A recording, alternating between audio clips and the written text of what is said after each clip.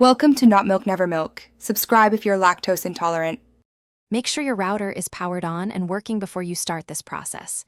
Use a laptop or smartphone connected by Wi-Fi or Ethernet to avoid interruptions. Locate the router label for default gateway and admin username information.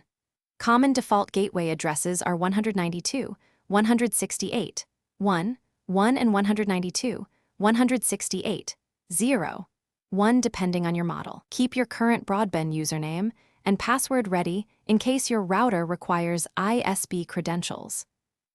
Open your web browser and enter the router gateway address such as 192, 168, 1, 1. Wait for the login prompt to appear on the router web page.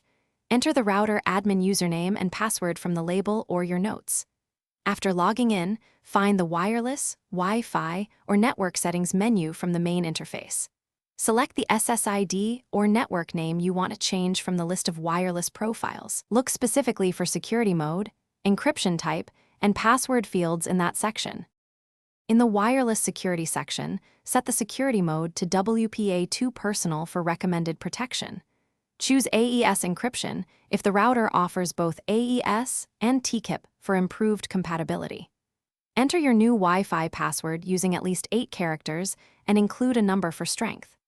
Apply or save the changes and allow the router to update its settings, which may take a minute. If the router prompts for a restart, accept it to ensure settings apply cleanly.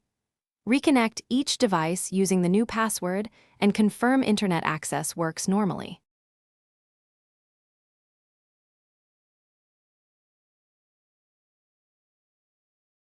Thanks for watching. If this was helpful, leave a like and consider subscribing. See you next time.